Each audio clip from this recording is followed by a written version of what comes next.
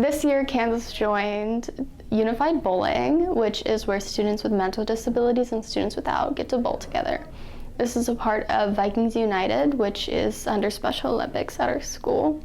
This year we got second place in state with an 868 series. My team was Taylor, Lucas, Hunter, and Dominic.